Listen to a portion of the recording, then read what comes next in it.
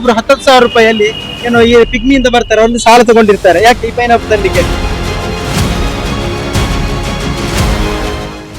ಅನ್ಯಾಯ ಅನ್ಯಾಯ ಅನ್ಯಾಯ. ಮೌಖಿಕವಾಗಿ ಎಲ್ಲರಿಗೂ ಆದೇಶ ಕೊಟ್ಟಿದ್ದೇವೆ. ದುರುದ್ದೇಶದಿಂದ ಬೇಕಂತಲೇ ಅವರಿಗೆ ಅಧಿಕಾರ ಉಂಟಂತೇಳಿ ನಮ್ಮನ್ನ ಬೀದಿ ಬದಿಗೆ ತಳ್ಳಿದ್ದಾರೆ. ಡಿಮಾಲಿಷ್ ಮಾಡಿ ಸ್ಥಳದಲ್ಲಿ ನಾವು ಖಂಡಿತವಾಗ್ಲೂ ವ್ಯಾಪಾರ ಮಾಡಿಯೇ ಮಾಡ್ತೀವಿ. ಅದೊಂದು ಆಕ್ಸಿಡೆಂಟ್ ಈ ರಸ್ತೆಯುದ್ದಕ್ಕೂ ಅಂಗಡಿಗಳನ್ನು ತೆರೆದು ವ್ಯಾಪಾರ ನಡೆಸುತ್ತಿದ್ದ ಹಲವು ಬೀದಿ ಬದಿ ವ್ಯಾಪಾರಿಗಳ ಪಾಲಿಗೆ ಕಂಟಕವಾಗಿ ಪರಿಣಮಿಸಿತು. ಹೌದು, ನವೆಂಬರ್ 23ರಂದು ಧರ್ಮಸ್ಥಳ ಸಮೀಪ ನಿಡ್ಲೆ ಗ್ರಾಮದ ಕುದ್ರಾಯ ಎಂಬಲ್ಲಿ ಕೆಎಸ್ಆರ್ಟಿಸಿ ಬಸ್ಸೊಂದು ಅಂಗಡಿ ಪಕ್ಕ ನಿಂತಿದ್ದವರಿಗೆ ಹಾಗೂ ಬೊಲೆರೋ ವಾಹನಕ್ಕೆ ಡಿಕ್ಕಿಯಾಗಿ ಓರ್ವ ಯಾತ್ರಾರ್ಥಿ ಸಾವನ್ನಪ್ಪಿ 7 ಮಂದಿ ಗಂಭೀರವಾಗಿ ಗಾಯಗೊಂಡಿದ್ದರು. ಈ ಘಟನೆಗೆ ಪೆರಿಯಶಾಂತಿ ಎಂಬಲ್ಲಿಂದ ನಿಡ್ಲೆ ಭಾಗದವರೆಗೆ ರಾಜ್ಯ ಹೆದ್ದಾರಿಯುದ್ದಕ್ಕೂ ತಲೆ ಎತ್ತಿ ನಿಂತಿರುವ ಅನಧಿಕೃತ ಅಂಗಡಿಗಳೇ ಕಾರಣ ಎಂಬ ಕೂಗು ಒಮ್ಮಿಂದೊಮ್ಮೆಲೆ ಎದ್ದಿತ್ತು. ಇದನ್ನು ಗಂಭೀರವಾಗಿ ಪರಿಗಣಿಸಿದ ಜಿಲ್ಲಾಡಳಿತ ನವೆಂಬರ್ 24ರಂದು ಏಕಾಏಕಿ ಯಾವ ಮುನ್ಸೂಚನೆಯನ್ನು ನೀಡದೆ ಲೋಕೋಪಯೋಗಿ ಇಲಾಖೆಯ ಸುಪರ್ದಿಯಲ್ಲಿ ಕುದ್ರಾಯದಿಂದ ನೆಲ್ಯಾಡಿ ಸಮೀಪದ ಪೆರಿಯಶಾಂತಿ ತನಕದ ರಾಜ್ಯ ಹೆದ್ದಾರಿಯುದ್ದಕ್ಕೂ ಕಾರ್ಯಾಚರಿಸುತ್ತಿದ್ದ ರಸ್ತೆ ಬದಿಯ ಅನಧಿಕೃತ ಅಂಗಡಿಗಳನ್ನು ಜೆಸಿಬಿ ಬಳಸಿ ನೆಲಸಮಗೊಳಿಸಲಾಗಿದೆ. ಹೀಗೆ ನಿನ್ನೆ ಈ ಕಾಡು ದಾರಿಯಲ್ಲಿ ಒಮ್ಮಿಂದೊಮ್ಮೆಲೆ ಅಬ್ಬರಿಸಿದ ಜೆಸಿಬಿಗಳು ಈ ಗೂಡಂಗಡಿಗಳ ಮೇಲೆ ಪ್ರಹಾರಗೈದವು. ಧರ್ಮಸ್ಥಳದಿಂದ ಕಡಬ ತಾಲೂಕಿನ ಕೌಕ್ರಾಡಿ ಗ್ರಾಮ ಪಂಚಾಯಿತಿ ವ್ಯಾಪ್ತಿಯ ಪೆರಿಯಶಾಂತಿ ತನಕ ಹೆದ್ದಾರಿಯ ಎರಡೂ ಬದಿಯಲ್ಲಿ ಇದ್ದ ಸುಮಾರು 50ಕ್ಕೂ ಹೆಚ್ಚು ಅನಧಿಕೃತ ಗೂಡಂಗಡಿಗಳನ್ನು ತೆರವುಗೊಳಿಸಲಾಗಿದೆ. ಆರಂಭದಲ್ಲಿ ವ್ಯಾಪಾರಿಗಳಿಂದ ಅಂಗಡಿ ತೆರವಿಗೆ ವಿರೋಧ ವ್ಯಕ್ತವಾಗಿದ್ದರೂ ಆ ಬಳಿಕ ವ್ಯಾಪಾರಿಗಳೇ ಅಂಗಡಿಯೊಳಗಿನ ಹಣ್ಣು ಹಂಪಲು ಹಾಗೂ ಇತರೆ ಸಾಮಗ್ರಿಗಳನ್ನು ತೆರವುಗೊಳಿಸಿ ತೆರವು ಕಾರ್ಯಾಚರಣೆಗೆ ಸಹಕರಿಸಿದರು.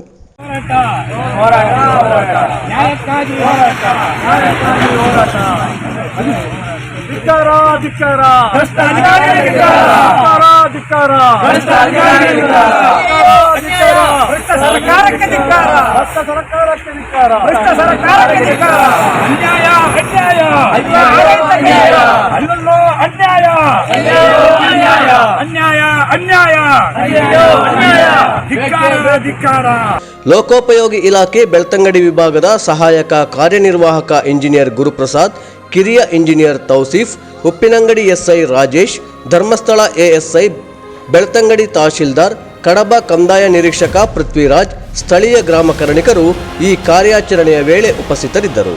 ಈ ದಿಢೀರ್ ಗೂಡಂಗಡಿ ತೆರವು ಕಾರ್ಯಾಚರಣೆಯ ಬಗ್ಗೆ ಸುದ್ದಿಯೊಂದಿಗೆ ಮಾತನಾಡಿದ ಲೋಕೋಪಯೋಗಿ ಇಲಾಖೆ ಬೆಳ್ತಂಗಡಿ ವಿಭಾಗದ ಸಹಾಯಕ ಕಾರ್ಯನಿರ್ವಾಹಕ ಇಂಜಿನಿಯರ್ ಗುರುಪ್ರಸಾದ್ ಹೇಳಿದ್ದಿಷ್ಟು. ನಾನು PWD assistant executive Belthangady sub division Guruprasad ಅಂತ. ನಮ್ಮಲ್ಲಿ ಸುಮಾರು ವರ್ಷಗಳಿಂದ ಈ ರಸ್ತೆ ಬದಿಯಲ್ಲಿ ಟೆಂಟ್ ಹಾಕ್ಕೊಂಡು ಅಂಗಡಿ ಹಾಕಿ ಎಲ್ಲ ಸಮಸ್ಯೆ ಉದ್ಭವ ಆಗಿತ್ತು. ನಮ್ಮಲ್ಲಿ ಆಕ್ಸಿಡೆಂಟ್ ಆಗುವಂಥ ಸಂಭವ ಹೆಚ್ಚಾಗಿತ್ತು. ಮತ್ತು ನಮ್ಮಲ್ಲಿ ಇದೇ ಕಾರಣಕ್ಕೋಸ್ಕರ ನಾವು ಮೌಖಿಕವಾಗಿ ಎಲ್ಲರಿಗೂ ಆದೇಶ ಕೊಟ್ಟಿದ್ದೇವೆ, ಎಲ್ಲ ಅಂಗಡಿಗಳನ್ನು ತೆರವುಗೊಳಿಸಬೇಕು ಅಂತ. ಮತ್ತು ಈ ಪಂಚಾಯತಿಯವ್ರ ಸಹಿತ ಈ ರೀಸೆಂಟಾಗಿ ನಮ್ಮ ನೆಲ್ಯಾಡಿ ಪಂಚಾಯತಿಯವರು ಅದ್ರ ಬಗ್ಗೆ ಒಂದು ಆದೇಶನ ಹೊರಟಿ ನಮ್ಮ ಇಲಾಖೆ ಮತ್ತು ಪಂಚಾಯತಿಯವರ ವತಿಯಿಂದ ನೆಲ್ಯಾಡಿಯಿಂದ ಪಾರ್ಪಿಕಲ್ವರೆಗೆ ಅಂಗಡಿಗಳನ್ನ ತೆರವುಗೊಳಿಸಿದ್ವಿ. ಅದಾದಮೇಲೆ ಇಲ್ಲಿ ಅಂಗಡಿ ತೆರವುಗೊಳಿಸಲಿಕ್ಕೆ ಇಲ್ಲಿಂದ ವಿರೋಧ ವ್ಯಕ್ತವಾಗಿತ್ತು. ಅದಕ್ಕೆ ಸಂಬಂಧಪಟ್ಟ ಹಾಗೆ ನಾವು ಮೌಖಿಕವಾಗಿ ಇವರಿಗೆ ಪುನಃ ತಿಳಿಸಿದ್ರು, ಇವರು ತೆಗೆದಿರಲಿಲ್ಲ ಅಂಗಡಿಗಳನ್ನ. ಇತ್ತೀಚೆಗೆ ನಿನ್ನೆ ನಮ್ಮಲ್ಲಿ ಒಂದು ಆಕ್ಸಿಡೆಂಟ್ ಆಗಿರೋದ್ರಿಂದ ಧರ್ಮಸ್ಥಳ ಆಕ್ಸಿಡೆಂಟ್ ಆಗಿ ಒಬ್ಬರು ಡೆತ್ ಆಗಿದೆ, 7 ಜನಕ್ಕೆ ಗಂಭೀರ ಆಗಿದೆ. ಆ ಪರಿಸ್ಥಿತಿನ ಮನಗೊಂಡು ನಮ್ಮ ಜಿಲ್ಲಾಡಳಿತ, ನಮ್ಮ ಇಲಾಖೆ, ರೆವಿನ್ಯೂ ಇಲಾಖೆ, ಪೊಲೀಸ್ ಇಲಾಖೆಯವರ ಉಸ್ತುವಾರಿಯಲ್ಲಿ ನಾವು ಈ ಅಂಗಡಿಗಳನ್ನ ತೆರವುಗೊಳಿಸಿದ್ದೀವಿ. ಮತ್ತು ಈ ಏನೇನು ಈ ನಮ್ಮ ರಸ್ತೆ ಬದಿಯ ಡ್ರೈನ್ಗಳನ್ನ ಎಲ್ಲದನ್ನು ಬಂದ್ ಮಾಡಿದರು. ಆ ಡ್ರೈನ್ಗಳನ್ನ ಎಲ್ಲ ತೆರವುಗೊಳಿಸಿ ಎಲ್ಲ ಕ್ಲೀನಾಗಿ ರಸ್ತೆಯಲ್ಲಿ ಚರಂಡಿಯಲ್ಲಿ ನೀರು ಹೋಗುವಾಗ ಮಾಡಿ ಈ ಅಂಗಡಿಗಳನ್ನ ತೆರವುಗೊಳಿಸಿ ಆಕ್ಸಿಡೆಂಟ್ ಆಗದೇ ಇರೋ ಹಾಗೆ ಒಂದು ಕ್ರಮ ವಹಿಸಿದ್ವಿ. 20 ಕಿಲೋಮೀಟರ್ವರೆಗೆ ನಾವು ಎಲ್ಲೆಲ್ಲ ಅಂಗಡಿಗಳಿತ್ತು, ತುಂಬ ಹೆಚ್ಚು ಕಮ್ಮಿ ಒಂದು 50 ಅಂಗಡಿ ಸಿಗ್ತೀವಿ. ವಿರೋಧ ಏನು ವ್ಯಕ್ತ ಆಗಲಿಲ್ಲ, ಪ್ರಾರಂಭದಲ್ಲಿ ವ್ಯಕ್ತವಾಯಿತು. ಆಮೇಲೆ ಜಿಲ್ಲಾಡಳಿತ ಎಲ್ಲದೂ ನಮಗೆ ನೆರವಾಗಿದ್ದರಿಂದ ನಾವು ಅಂಗಡಿಗಳನ್ನ ತೆರವುಗೊಳಿಸಲಿಕ್ಕೆ ಸುಲಭ ಆಯಿತು. ಅವರಿಗೆಲ್ಲ ಈಗ ಪೊಲೀಸ್ ಅವರಿಗೊಂದು ನಾವು ಕಂಪ್ಲೇಂಟ್ ಕೊಡ್ತೀವಿ. ಯಾವುದೇ ಒಂದು ನಮ್ಮ ಮತ್ತು ಪಂಚಾಯತಿಯವರಿಗೆ ನೋಟಿಸ್ ಕೊಡ್ತೀವಿ. ಯಾವುದೇ ಅಂಗಡಿಗಳು ಇನ್ನು ಪುನಃ ಇಲ್ಲಿ ತಲೆ ಎತ್ತದಂತೆ ಕ್ರಮ ವಹಿಸಬೇಕು ಅಂತ ನಾವು ಕ್ರಮ ವಹಿಸ್ತೀವಿ. ಮತ್ತು ಪೊಲೀಸ್ ಇಲಾಖೆ ಮತ್ತು ಸ್ಥಳೀಯ ಪಡೆಯಿಂದಲೂ ಕ್ರಮ ವಹಿಸ್ತೀವಿ. ಈ ಭಾಗದಲ್ಲಿ ರಸ್ತೆ ಕಿರಿದಾಗಿದ್ದು ಸುಬ್ರಹ್ಮಣ್ಯ ಮತ್ತು ಧರ್ಮಸ್ಥಳಗಳನ್ನು ಸಂಪರ್ಕಿಸುವ ಹಾಗೂ ಬೆಂಗಳೂರು ಹಾಸನ ಭಾಗದಿಂದ ಧರ್ಮಸ್ಥಳಕ್ಕೆ ಆಗಮಿಸುವ ಯಾತ್ರಾರ್ಥಿಗಳಿಗೆ ಪ್ರಮುಖ ಸಂಪರ್ಕ ರಸ್ತೆ ಇದಾಗಿರುವುದರಿಂದ ಪೆರಿಯಶಾಂತಿ ಬಳಿಯಿಂದ ಹೆದ್ದಾರಿಯಿಂದ ಬಲಕ್ಕೆ ತಿರುವು ತೆಗೆದುಕೊಂಡ ಬಳಿಕ ಈ ರಾಜ್ಯ ಹೆದ್ದಾರಿ ಬಹುತೇಕ ಕಾಡಿನ ಮೂಲಕವೇ ಸಾಗುತ್ತದೆ. ಇಲ್ಲಿ ರಸ್ತೆಯ ಒಂದು ಬದಿಯುದ್ದಕ್ಕೂ ಖಾಲಿ ಇರುವ ಜಾಗದಲ್ಲಿ ಕಳೆದ ಹಲವಾರು ವರ್ಷಗಳಿಂದ ತಾತ್ಕಾಲಿಕ ಅಂಗಡಿಗಳನ್ನು ತೆರೆದು ಜೋಳ, ಹಲಸು, ಮಾವು, ತಂಪು ಪಾನೀಯ ಸೇರಿದಂತೆ ಇಲ್ಲಿ ವ್ಯಾಪಾರಿಗಳು ವ್ಯಾಪಾರ ನಡೆಸುತ್ತಿದ್ದಾರೆ. ಇದೀಗ ಕುದ್ರಾಯ ಅಪಘಾತದ ನೆಪ ಇಟ್ಟುಕೊಂಡು ಜಿಲ್ಲಾಡಳಿತ ಕನಿಷ್ಠ ಪೂರ್ವ ಸೂಚನೆಯನ್ನು ನೀಡದೆ ನಮ್ಮ ಅಂಗಡಿಗಳನ್ನು ಒಡೆದು ಹಾಕುವ ಮೂಲಕ ನಮ್ಮ ಹೊಟ್ಟೆಯ ಮೇಲೆ ಹೊಡೆದಿದೆ ಎಂದು ಈ ಭಾಗದ ವ್ಯಾಪಾರಿಗಳು ಸುದ್ದಿಯೊಂದಿಗೆ ತಮ್ಮ ಅಳಲನ್ನು ತೋಡಿಕೊಂಡಿದ್ದಾರೆ. ನಾನು ಔಷಧ ಅಂತ ಹೇಳಿ ನಾನು 15 ವರ್ಷದಿಂದ ಇಲ್ಲಿ ಬೀದಿ ವ್ಯಾಪಾರವನ್ನು ಮಾಡ್ತಾ ಇದ್ದೇನೆ. ನೋಡಿ, ಒಂದು ಮುನ್ಸೂಚನೆಯನ್ನು ನೀಡದೆ ಒಂದು ವಾರದ ಟೈಮ್ ಕೂಡ ಕೊಡದೆ ಏನು ಇಲ್ಲದೆ ಬೆಳಿಗ್ಗೆ 6 ಗಂಟೆಗೆ ಬಂದು JCB ಮತ್ತು ನಿಮ್ಮ ಇಟಾಚಿಗಳನ್ನೆಲ್ಲ ತಂದು ದಬ್ಬಾಳಿಕೆಯಿಂದ ಒಂದು ಮುನ್ಸೂಚನೆ ನೀಡದೆ ಏಕಾಏಕಿಯಾಗಿ ಎಲ್ಲವನ್ನು ಹುಡಿ ಮಾಡಿ ಹಾಕಿದ್ದಾರೆ. ನೋಡಿ, ಇದು ಏನಂತ ಹೇಳಿದ್ರೆ ಇದು ಕೇವಲ ಒಂದು 25-30 ಮಂದಿ ಅಂಗಡಿ ಇಟ್ಟಿರ್ಬೋದು. ಇದು 30 ಮಂದಿ ಅಂಗಡಿಯವರದ್ದು ಪ್ರಾಬ್ಲಮ್ ಏನು, ಅವರಿಗೆ ಹೊಟ್ಟೆ ಹೊಡೆದಾಗೆ ಆಗುದಿಲ್ಲ. 30 ಮಂದಿ ಅಂತ ಹೇಳಿದ್ರೆ 5 ಜನ ಮನೆಯಲ್ಲಿ ಇದ್ರು ಕೂಡ 150 ಜನರಿಗೆ ಏನಾಗುತ್ತೆ, ಆದ್ರೆ ಏನಾಗುತ್ತೆ 150 ಜನರಿಗೆ ಅದರ ತೊಂದರೆ ಆಗುತ್ತೆ. ಮತ್ತೆ ಏನಂತ ಹೇಳಿದ್ರೆ ಒಂದು ನೋಡಿ, ಇಲ್ಲಿ ಬೀದಿ ಬದಿಯಲ್ಲಿ ವ್ಯಾಪಾರ ಮಾಡೋರು ಯಾರು ಹೇಳಿ, ಇಲ್ಲಿ ಉದ್ಯೋಗ ಇಲ್ಲದವರು ನಿರುದ್ಯೋಗಸ್ಥರು ಅಲ್ವಾ. ಈಗ ನಿರುದ್ಯೋಗಸ್ಥರಿಗೆ ಒಂದು ಏನು ಒಂದು ಇದು ಕೂಡ ಪರ್ಯಾಯ ವ್ಯವಸ್ಥೆಯನ್ನು ಕೂಡ ಮಾಡದೆ ಇದನ್ನು ಏಕಾಏಕಿ ನಿರ್ಧಾರವನ್ನು ತೆಗೆದುಕೊಂಡದ್ದು ಮತ್ತು ಇದನ್ನೆಲ್ಲ ಡೆಮಾಲಿಷ್ ಮಾಡಿದ್ದನ್ನು ನಾವು ಖಂಡಿತವಾಗಿ ಖಂಡಿಸ್ತಾ ಇದ್ದೇವೆ. ಇದನ್ನು ನಾವು ಬೀದಿ ವ್ಯಾಪಾರಸ್ಥರು ಎಲ್ಲರೂ ಸೇರಿ ಇದನ್ನು ಖಂಡಿತವಾಗ್ಲೂ ಪ್ರತಿಭಟನೆ ಮಾಡಿಯೇ ಮಾಡ್ತೇವೆ. ನಾವು ವ್ಯಾಪಾರವನ್ನು ಕೊಡ್ತೀವಿ. ಮತ್ತೊಂದೇನು ಗೊತ್ತಾ, ನೀವು ಏನು ಬೇಕಾದ್ರೆ ಮಾಡಿ, ನೀವು JCB ಅನ್ನು ತನ್ನಿ, ಪೊಲೀಸರನ್ನು ತನ್ನಿ, ಏನು ಮಾಡಿದ್ರು ಕೂಡ ನೀವು ನಮ್ಮನ್ನು ಪೆಂಡಲ್ ಹಾಕ್ಲಿಕ್ಕೆ ಬಿಡ್ಲಿಕ್ಕಿಲ್ಲ. ನಾವು ಗಾಡಿಯನ್ನು ಇಟ್ಟಾದ್ರೂ ಇಲ್ಲಿ ವ್ಯಾಪಾರ ಮಾಡೇ ಮಾಡ್ತೀವಿ. ಇಲ್ಲಾಂದ್ರೆ ನಮ್ಗೆ ನೀವು ಕೆಲಸ ಕೊಡಿ, ಇಲ್ಲ ನೀವು ಸರ್ಕಾರದ ವ್ಯವಸ್ಥೆ ಮಾಡಿ ನಮ್ಗೆ, ಇಲ್ಲಾಂದ್ರೆ ಪರ್ಯಾಯ ವ್ಯವಸ್ಥೆಯನ್ನು ಮಾಡಿ. ನೀವು ನೋಡಿ, ಪರ್ಯಾಯ ವ್ಯವಸ್ಥೆ ಅಂತ ಹೇಳಿದ್ರೆ ಅಲ್ಲಿ ಜನ ಸೇರದಲ್ಲಿ ನೀವು ಏನು ಜನ ಇರುವುದಿಲ್ಲ, ಗಾಡಿ ಬರುವುದಿಲ್ಲ, ಯಾರು ಇಲ್ಲದಲ್ಲಿ ನೀವು ಮೀನು ವ್ಯಾಪಾರ ಮಾಡಿದಾಗೆ ನಮ್ಗೆ ಆ ತರ ಇದು ವ್ಯವಸ್ಥೆ ಮಾಡುದಲ್ಲ. ಎಲ್ಲಿ ಜನ ಸೇರ್ತಾರೋ ಅಲ್ಲಿ ಬೀದಿ ವ್ಯಾಪಾರ, ಆ ತರ ವ್ಯವಸ್ಥೆ ಮಾಡಿದ್ರೆ ನಾವು ಖಂಡಿತವಾಗಿ ಅಲ್ಲಿ ವ್ಯಾಪಾರ ಮಾಡ್ಲಿಕ್ಕೆ ತಯಾರಿದ್ದೇವೆ. ಇಲ್ಲ ಅಂತ ಹೇಳಿದ್ರೆ ಇದೇ ಪ್ಲೇಸ್ ಅಲ್ಲಿ, ಇದೇ ಡೆಮಾಲಿಷ್ ಮಾಡಿ ಸ್ಥಳದಲ್ಲಿ ನಾವು ಖಂಡಿತವಾಗಿ ವ್ಯಾಪಾರ ಮಾಡಿಯೇ ಮಾಡ್ತೀವಿ. ಇಲ್ಲಾಂದ್ರೆ ನೀವು ಏನು ಕೊಡಿ, ನಮ್ಗೆ ಪರ್ಯಾಯ ವ್ಯವಸ್ಥೆ ಮಾಡಿಕೊಡಿ. ನೋಡಿ, ಇಷ್ಟೆಲ್ಲ ನಷ್ಟ ಆಗಿದಲ್ಲ, ಇದಕ್ಕೆ ಯಾರು ಅವನೇ? ಅದು ಕೂಡ ನೋಡಿ, ಬೆಳಿಗ್ಗೆ 6 ಗಂಟೆ ಬಂದು 7 ಗಂಟೆಗೆ ನೀವು ಡೆಮಾಲಿಷ್ ಮಾಡಿ ಅಂತ ಹೇಳಿದ್ರೆ ಅರ್ಥ ಇದೆಯಾ? ನೀವು ಅಧಿಕಾರವನ್ನು ಏನ್ ಮಾಡಿದ್ದೀರಿ, ದುರುಪಯೋಗ ಮಾಡಿದ್ದೀರಿ. ಖಂಡಿತವಾಗ್ಲೂ ಕೂಡ ಇದು ತಪ್ಪು, ನಾವು ಖಂಡಿಸಿ. ಮತ್ತೊಂದು ಏನಂತ ಹೇಳಿದ್ರೆ ಒಂದು ವಾರದ ಟೈಮ್ ಆದ್ರೂ ಕೊಡ್ಬೋಯ್ತು. ನೋಡಿ, ಅಲ್ಲಿ ಬಡವರಿದ್ದಾರೆ ತುಂಬಾ ಜನ. ನೋಡಿ, ಅಲ್ಲಿ ಫೈನಾನ್ಸ್ ಇಂದ ಸಾಲ ಮಾಡಿ ಏನು ಪೈನಾಪಲ್ ಆಗಿರ್ಬೋದು, ತಾಟಿಲಿಂಗ್ ಆಗಿ ನೀವು ಏಕಾಏಕಿ ಹೀಗೆ ಮಾಡಿದ್ರೆ ಅವ್ರು ಸಾಲ ಹೇಗೆ ತುಂಬಬೇಕು?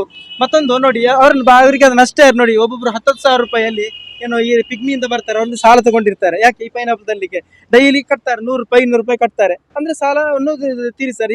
ಇದೇ ವ್ಯಾಪಾರ ಮಾಡಿ ತೀರಿಸಬೇಕು. ಇನ್ನೇನ್ ಮಾಡ್ತಾರೆ ಅವರು? ಈ ತರ ನೀವು ಡೆಮಾಲಿಷ್ ಮಾಡಿದ್ರೆ ಅವ್ರ ಹೊಟ್ಟೆಯಲ್ಲಿ JCB ಹಾರಿಸಿದಾಗೆ ಆಯ್ತು. ಇದು ಖಂಡಿತವಾಗ್ಲೂ ತಪ್ಪು. ಇದೊಂದಿಗೆ ನಮಗೆ ಪರಿಹಾರ ಸಿಗ್ಲೇಬೇಕು. ನಾವಿಲ್ಲಿ ಮುಂದೆ ಖಂಡಿತವಾಗಿ ಇಲ್ಲಿ ವ್ಯಾಪಾರ ಮಾಡಿಯೇ ಮಾಡ್ತೀವಿ, ಬಿಡುದಿಲ್ಲ. ಯಾಕಂದ್ರೆ ಇಲ್ಲಿ ಪರ್ಯಾಯ ವ್ಯವಸ್ಥೆ ಮಾಡ್ಕೊಡಿ ನೀವು ಅಷ್ಟೇ. ನಾವೊಂದು 8 ವರ್ಷದಿಂದ ಇಲ್ಲಿ ಬೀದಿ, ನಮ್ಗೆ ಏನೇ ಉದ್ಯೋಗ ಇಲ್ಲ ಅಂತ ನಮ್ಮ ಇದನ್ನು ನಮ್ಮ ಫ್ಯಾಮಿಲಿ ಮೇಂಟೈನ್ ಮಾಡಲಿಕ್ಕೆ ಅಂತ ನಾನೊಂದು ಬೀದಿ ವ್ಯಾಪಾರ ಸ್ಟಾರ್ಟ್ ಮಾಡಿದ್ದೇನೆ. ಒಳ್ಳೆತನದಿಂದ ನಡೀತಿತ್ತು. ನಮ್ಮಿಂದ 4 ಜನರಿಗೆ ಉಪಕಾರ ಅಲ್ಲದೆ ಉಪದ್ರ ಇನ್ನೂ ಇಷ್ಟವರಿಗೆ ಆಗ್ತಾ ಇರಲಿಲ್ಲ. ಈಗ ಮೊನ್ನೆ ಒಂದು ಏಕಾಏಕಿ ಏನೋ ಇಲ್ಲಿ ಒಂದು ಆಕ್ಸಿಡೆಂಟ್ ಆಯ್ತು ಅಂತ ಹೇಳಿ ನಮ್ಮ ಧರ್ಮಸ್ಥಳದಿಂದ ಇಲ್ಲಿ ಪೆರಿಯಶಾಂತಿವರೆಗೆ ಎಲ್ಲ ಬೀದಿ ಬದಿಯನ್ನು ಸದಾ ಏಕಾಏಕಿಯಾಗಿ ಬೆಳಿಗ್ಗೆ ಬಂದು ಸಂಜೆ ಘಟನೆ ನಡೆದಿದೆ. ಬೆಳಿಗ್ಗೆ 6 ಗಂಟೆಗೆ JCB ಬಂದು ಅಧಿಕಾರಿಗಳನ್ನೆಲ್ಲ ನಿಲ್ಲಿಸಿ ನಮ್ಮ ಹೊಟ್ಟೆ ಪಾಡಿಗಾಗಿ ನಾವು ಮಾಡ್ತಿರುವ ಈ ಅಂಗಡಿಗಳನ್ನೆಲ್ಲ ಎಲ್ಲ ನೆಲಸಮ ಮಾಡಿಬಿಟ್ಟಿದ್ದಾರೆ. ನೋಡಿ ಸರ್, ಇನ್ನು ನಮಗೆ ಅದಕ್ಕೆ ಈಗ ನಮಗೆ ಪರಿಹಾರವೇ ಇಲ್ಲ. ನಮಗೆ ನಮ್ಮ ಒಂದು ಫ್ಯಾಮಿಲಿಯನ್ನು ಮೇಂಟೈನ್ ಮಾಡಲಿಕ್ಕೆ ನಮಗೆ ಬೇರೆ ಯಾವುದೇ ಇದು ಉಪಾಯ ಇಲ್ಲ. ಅನ್ಯಾಯವಾಗಿ ಇಂಥ ಬೀದಿ ವ್ಯಾಪಾರವನ್ನು ದುರುದ್ದೇಶದಿಂದ ಬೇಕಂತೇಳಿ ಅವರಿಗೆ ಅಧಿಕಾರ ಉಂಟಂತೇಳಿ ನಮ್ಮನ್ನು ಬೀದಿ ಬದಿಗೆ ತಳ್ಳಿದ್ದಾರೆ. ಏನಾದರೂ ಪರಿಹಾರ ಆದರೂ ಕೊಡಬೇಕು, ಇಲ್ಲದ್ರೆ ಪರಿಹಾರ ವ್ಯವಸ್ಥೆ ಏನಾದರೂ ಕೊಡಬೇಕು.